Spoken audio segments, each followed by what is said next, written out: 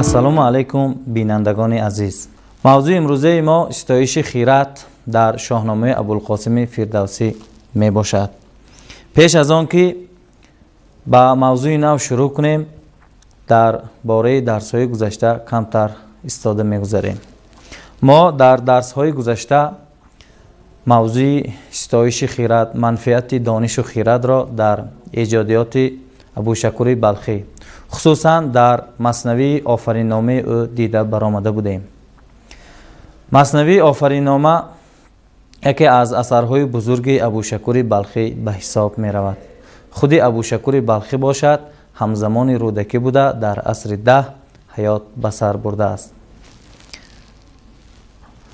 моу шумо дар якҷоягӣ як чанд намунаҳоро аз маснавии офариннома дида баромада будем.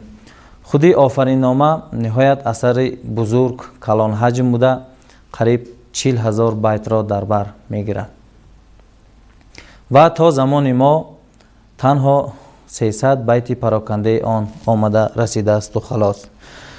мавзӯи истоиши хират на фақат дар эҷодиёти абушакуру фирдавсӣ, балки дар эҷодиёти тамоми шоирони адабиёти форс тоҷик ба дараҷаи баланд бардошта шудааст.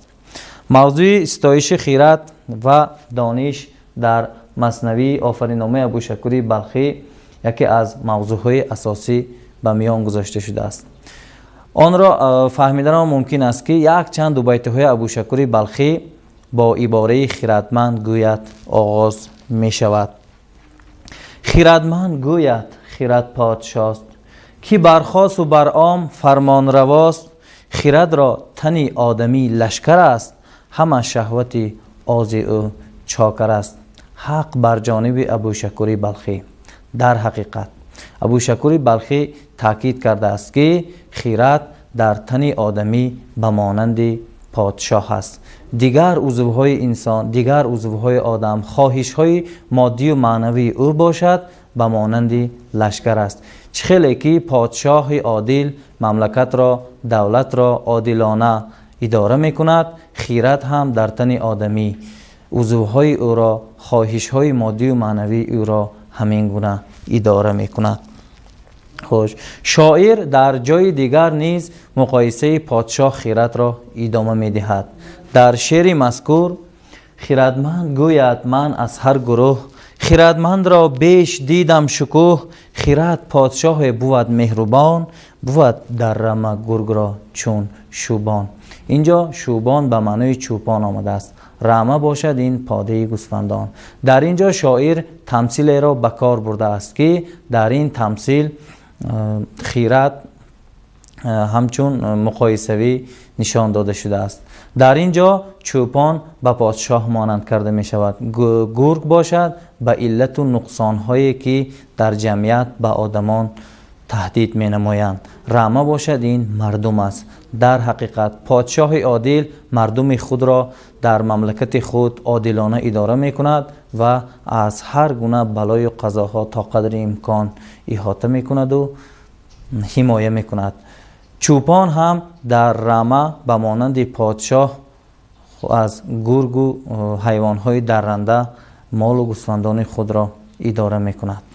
ҳамчун хулоса гуфтан мумкин аст: бадон кӯш то зуд доно шавӣ, чу доно шавӣ зуд воло шавӣ, надонотар он кас ки волотар аст, ки волотар аст он ки донотар аст. дар дарси имрӯза айнан мавзӯи ситоиши донишу хиратро дар шоҳномаи фирдавсӣ бо як-ду мисолҳо дида мебароем. хуш, пеш аз он ки ба мавзӯъ яъне ситоиши хират шурӯъ кунем, дар бораи фирдавсӣ ва шоҳномаи ӯ як-ду маълумотеро дода мегузарем. фирдавсӣ яке аз шоирони бузурги на фақат адабиёти форс тоҷик, балки адабиёти ҷаҳон ба ҳисоб меравад ки асари оламшумули ӯ шоҳнома мебошад. фирдавсиро бо шоҳномааш тамоми дунё, тамоми олам шинохтааст. номи аслии фирдавсӣ ҳаким абулқосими фирдавсии тӯсӣ мебошад. вай соли 935 дар шаҳри тӯси эрон ба дунё омадааст ва умри пурбаракот дида 85 сол ҳаёт ба сар бурдааст ва соли 20 عالم فانی را پدرود گفته است. یکی از اثرهای بیزوال او، یکی از اثرهای مشهور او شاهنامه می باشد که در دوام 35 سال نوشته شده است. فردوسی 35 سال عمر خود را برای تالیف شاهنامه صرف کرده است. این شاهنامه بزرگ همگی 60,000 بیت یعنی 120,000 مصرع را در بر میگیرد. فردوسی در دوام تالیف شاهنامه بسیار وزنینی‌های را از سر گذراند.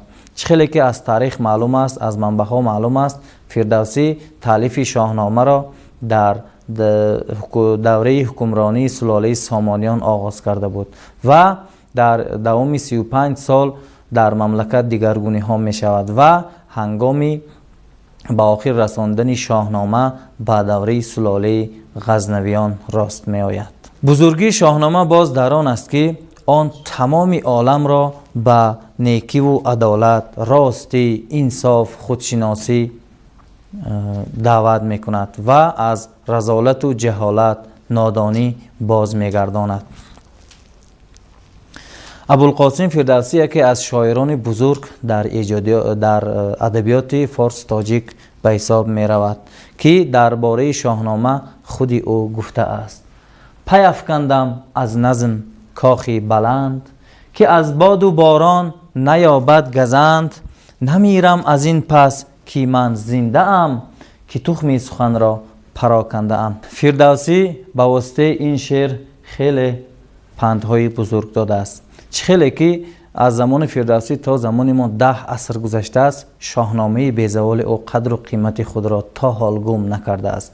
چقدر عمارت و بیناهای بلند بنیان می سازه، در دوام سالها از برف و باران گزند می یابند، لیکن شاهنامه بر این اثر بزرگ بیزوال تا حال گزند نیافته است، یعنی اهمیت خود را گم نکرده است. وصف خیرت را شاعر بزرگ ابوالقاسم فردوسی در شاهنامه بیزوال خود به پایه بلند برداشته است. شاهنامه تنها عبارت از داستانهای جنگنامه نبوده، بلکه اثری پند و اخلاقی نیز به حساب می رود. برای آنکه در شاهنامه یگان داستان نیست که از پند و اندرس‌ها خالی باشد. چخیلی که فردوسی می گوید: خیرت بهتر از هر چی ایزید داد، ستایش خیرت را به از هر راهی داد. در حقیقت در دنیا از همه نعمت بزرگترین خداداد این خیرت است. چخیلی که انسان به دنیا می آید، در دوام حیاتش علم می آموزد، دانش از بر می کند و خیرت را نیز همین طور می آموزد. انسان خیرتمند در حیات به درجه های بلند برداشته می شود. انسان بی خیرت باشد بسیار پیش پا می خورد.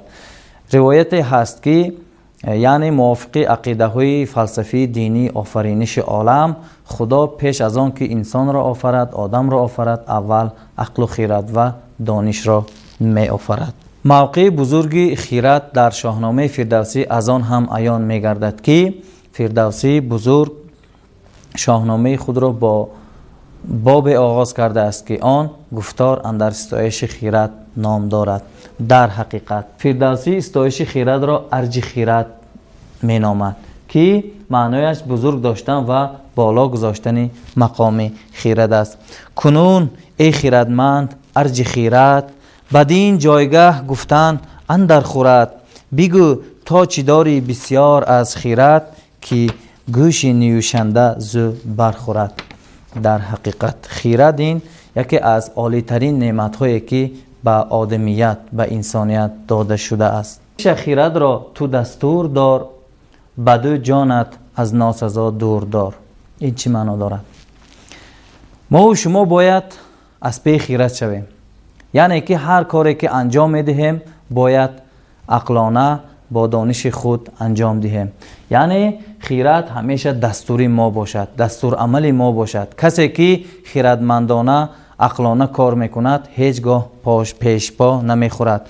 بدو جانت از ناسزا دور دار میگوید فردوسی، به آن معنا که ما و شما خود را از بیخیرتمندان باید دور کشیم.